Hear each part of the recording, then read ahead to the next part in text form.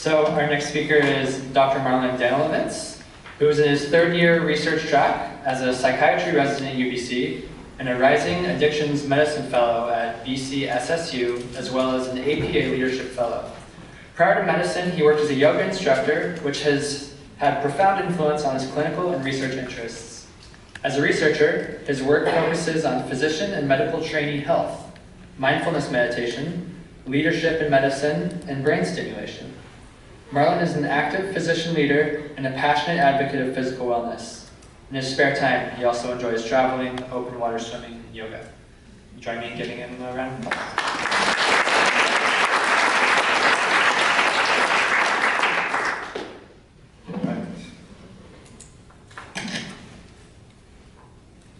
Can everyone hear me okay?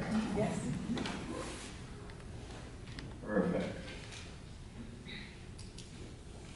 All right, well, thank you so much, everyone, for coming out tonight. My name is Marlon Danilowitz, and I'm a resident doctor here at UBC. It's a great privilege to be here tonight to present as part of the Brain Talk series, as well as just to present to you on the topic of burnout in medicine.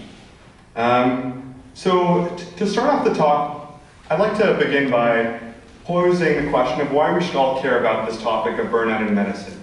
Not everyone in the room tonight are physicians or medical trainees, so why should we care? So by a show of hands, who here works in medicine either as a physician or as a medical trainee? All right.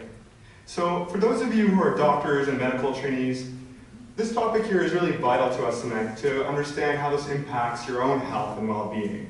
And what we'll be looking at tonight is how the nature of medicine impacts levels of burnout, depression, and other indices that are really vital to our own workforce. By a show of hands, who here in the audience work in allied health professionals? So a number of you. So it's really important, this topic to us tonight, for those of you who work in allied health, given that these are your colleagues and that their behaviors impact you. And we do know that people, or doctors I should say, that suffer from burnout have higher rates of unprofessional behavior, dishonesty, and other misconduct that can impact the workforce. I'm sure all of us here are patients, or will be, or at one time in our lives, or have those of us in our lives who are patients. And so we know that burnout in medicine is an important indice because it impacts your doctor's ability to provide adequate care. Burnout in medicine contributes to lower rates of empathy and compassion amongst those physicians, as well as it increases rates of medical errors that impact the quality of care. For us as a general society, the impact of burnout in medicine is quite profound, as we know that burnout in medicine increases rates of turnover, absenteeism, and presenteeism in the workplace, which have significant tolls on the economics in our healthcare system. But burnout in medicine is more than just numbers, it's about people. And what I'd like to, or who I'd rather like to introduce you to, is a gentleman by the name of Adam Hill. And Adam Hill's story appeared in the New England Journal of Medicine a few months ago. The highest impact journal really in medicine today. And it relates to Adam's story. And here it is. My name is Adam. I am a human being, a husband, a father, a pediatric palliative care physician, and an associate residency director. I have a history of depression and suicidal ideation, and am a recovering alcoholic. Several years ago, I found myself sitting in a state park 45 minutes from my home on a beautiful fall night under a canopy of ash trees with a plan never to come home. For several months, I had been feeling abused, overworked, neglected, and underappreciated. I felt I had lost my identity. I had slipped into a deep depression and relied on going home at night and having a handful of drinks just to fall asleep. Yet mine is a story of recovery. I'm a survivor of the ongoing national epidemic of neglect of physicians' mental health. So the goals of our talk tonight are: one, to appreciate the prevalence of mental health outcomes in medicine; two, to understand the underlying causes of burnout in medicine; three, to appreciate the implications and the impacts of burnout; and finally, hopefully, if my talk is successful tonight, we can join together in advocating for improved conditions to help with the situation of burnout in medicine. So what's my connection to this topic tonight? So I'm a man who wears a number of different hats. As a researcher, I've been involved with physician wellness in the capacity of doing major national studies looking at rates of medical student well-being. As well as a researcher, I've looked at interventions, and most chiefly in looking at mindfulness interventions, both face-to-face and online modalities, to help curtail burnout amongst medical students. Over the years, I've also worn the hat as an advocate and leader, sitting on the boards of the Canadian Medical Federation of Students, resident doctors of BC, most recently BC Psychiatric Association, and I've also been involved in the narrative medicine community here as well. On a personal level, I'm someone who cares about my own wellness and that of my colleagues. I've invested over the year in my own wellness by enriching my life with yoga and meditation, and I think those are some of the reasons why I'm here tonight. Before I move any further, I'd like to express a tremendous amount of gratitude for all the people that have been assisting me in the past. In particular, the research teams that I've been involved with here at UBC, as well as in Ottawa and across the country. Individuals like Brandon Masser, Rachel Holton, Erica Frank, as well as Doctors Diana Kashiki and Jacques Radwin. I've received funding for research from the Canadian Medical Foundation, never have received any industry ties. And for this presentation, I'd like to really thank a good friend of mine, Monique Gottlieb. So, in the news recently, there's been a tremendous amount of attention in burnout in medicine. It's become quite a timely topic with many headlines. And recently here in British Columbia, it's drawn a significant amount of attention at the doctors of BC, drawing a lot of concern with increasing rates of turnover amongst physicians here in our workplace. So I want us to consider the 5 most pivotal impacts of burnout in medicine. And ultimately, when we look down the road, burnout in its relationship to depression and other factors has an untoward effect on raising suicidal thoughts and ultimately leading to increased rates of suicide amongst physicians, with higher rates specifically in women.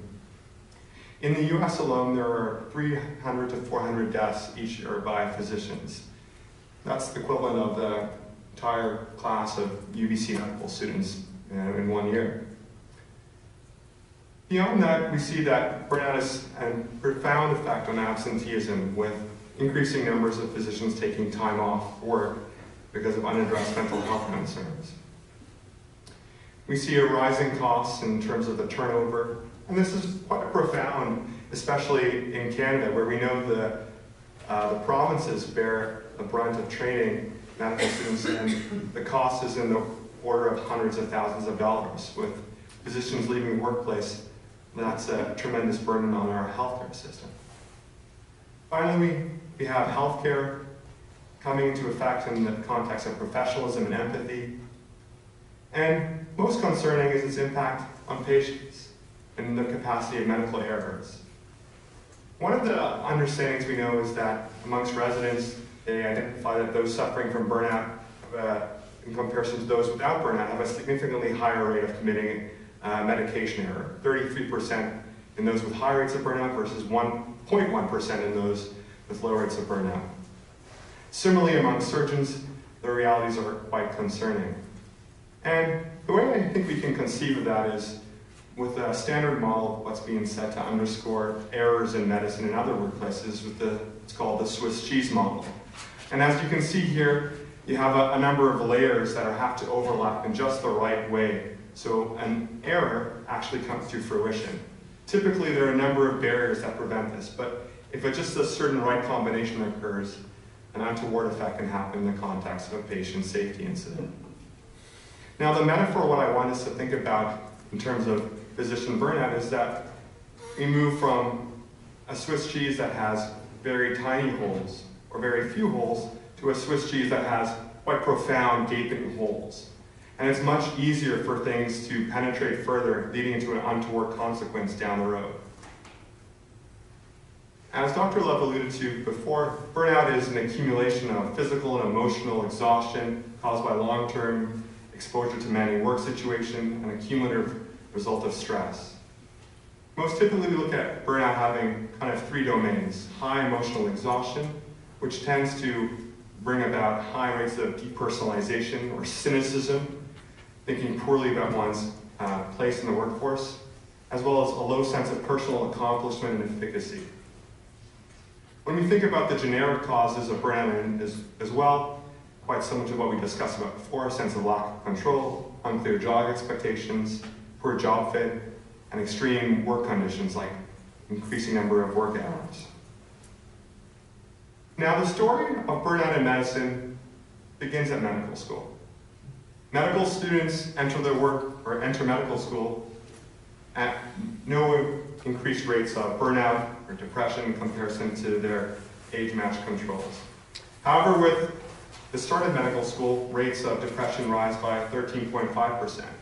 And the burnout ranges in medical students is about 45 to 71%, with rates of depression on average being about 27%. So there must be something about medicine that is linked to this. That on the outset we might be inclined to think that there's something incredible about healing. But when we look more deeply at it, we can recognize that there's actually something quite profound to the nature of working with suffering on a day-to-day basis. And to understand this a little bit better, I want to turn our attention to quite a famous thinker by the name of Dr. Rita Charon, who pioneered this area of medicine called narrative medicine. And in her book, she discusses the following. The doctor, too, undergoes deep and painful emotions in his or her care of the sick. Although the patient's suffering must remain at the heart of medicine, it is undeniable that doctors, too, suffer through the illnesses of their patients. The most moving evidence of such emotional suffering is to be found in the hundreds of memoirs of training written by medical students and physicians. Although the specifics of the suffering may change, the heart of the suffering remains the same. Shame at being powerless, guilt and rage in the face of blame, and the fear of all the dying. Beyond this inherent division in the nature of medicine, there are a number of other factors that are part of the institution of medicine today that contribute to increased rates of burnout and mental health outcomes amongst medical trainees and physicians. In the professional realm, we've already discussed the elements of patient care, the burden of supervisioning learners, information overload as we see that more and more information is becoming increasingly demand, career planning. On a personal level, there's family obligations, finances, especially with increasing debt associated with being a medical student, limited time for self-care and adequate coping.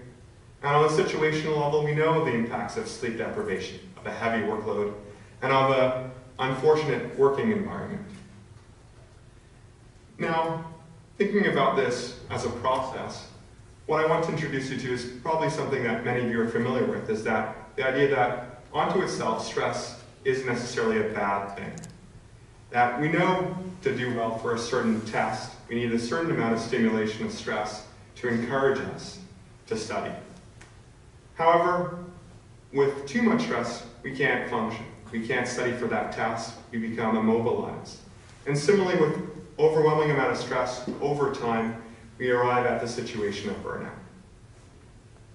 Now, we've spoken a bit about these factors of burnout and depression in medicine, but what about in Canada? Now, over the years, I've had the opportunity to be involved with some important research here in Canada looking at rates of medical student mental health. And the importance of that is that we know there's a significant variation in mental health outcomes between studies in where they've taken place in Canada versus the United States or other countries. And in fact, there have been no significant research to date in Canada in terms of medical student well-being. So we started the first Canadian medical student survey, and we had a significant sample size of one of the largest studies to date of over 4,600. Now, what separated us from other studies was that we had more robust data, both because of our large sample size, but also because of the nature of the questionnaires that we use, specifically asking individuals about their diagnoses. Whereas other studies tend to ask screening questions, getting to understanding depression, often overinflating that data.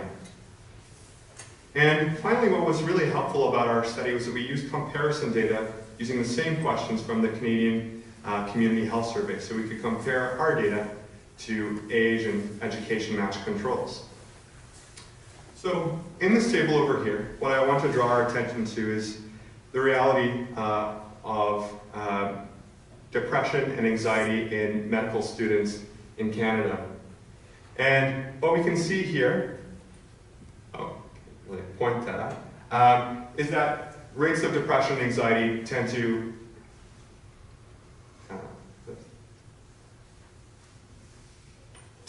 increase with increasing years of study in medical school. Looking at the third and fourth year, they tend to be more profound in their impact versus the first and second year. And that corresponds to the change moving from classroom study to being in the clinical environments. More importantly, you also see here that in keeping with existing data and general populations, women in particular are more at risk for depression and anxiety amongst medical students.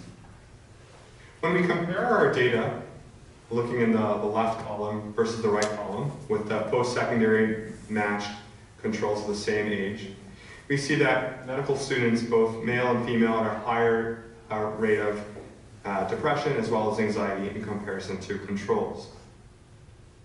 Moving forward, and what's quite alarming, is that these diagnoses further predispose individuals to having suicidal thoughts.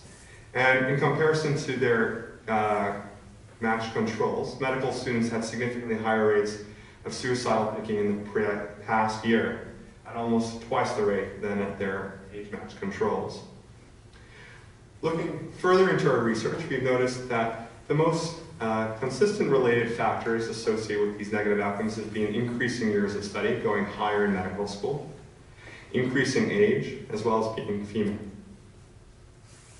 Now, with these unfortunate rates, it's most significant that only 15.7% of medical students seek any kind of treatment. And when we think about the barriers to this, the most prominent barriers include a fear of lack of confidentiality and identifying stigma as being a barrier of access. And we know that medical students who suffer from depression tend to harbor these kinds of thoughts of, I'm less intelligent, seeking help is risky, if I get help, I'm weak, the faculty may see me as vulnerable, my peers think less of me, and I'm less competitive getting a residency spot. Now these rates continue into the workplace, and what we see here is a graph looking at rates of burnout amongst the different specialties in medicine.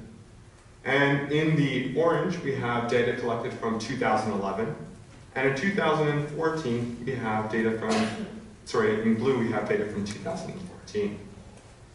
Now, with all the attention in the media, you might think that the rates of burnout might decrease over time. However, in fact, we see on average it's increased by over 10% in rates of burnout across the different specialties.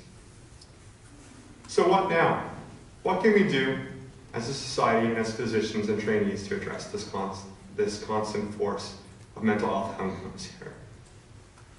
So in a systematic review, which is a study that groups together a whole number of studies to provide us with larger data, there were 28 studies that looked at interventions to address burnout in medical students.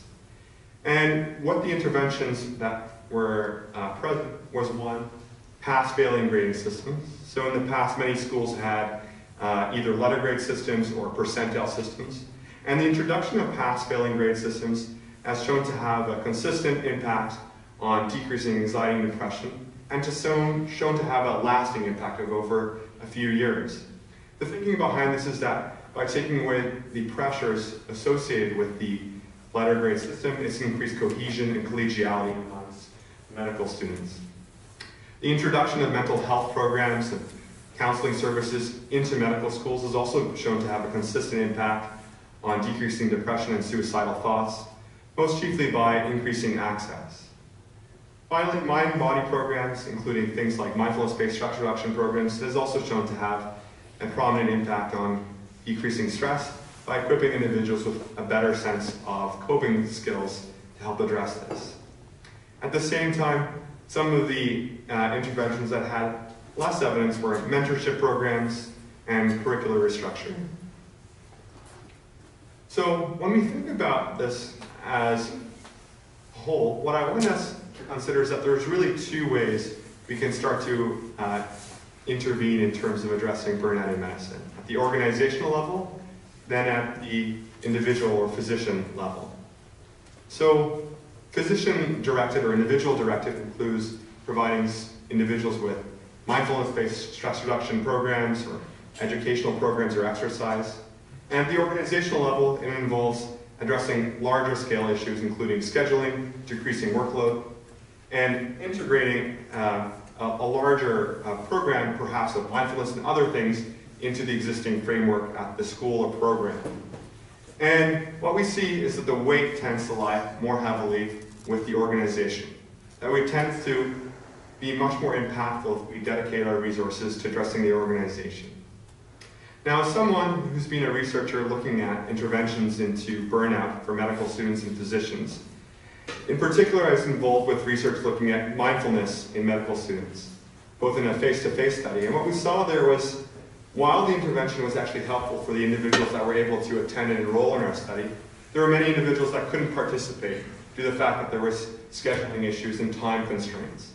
And what we tried to do, second to this, was to do an online study involving equipping medical students with online resources and a whole online program.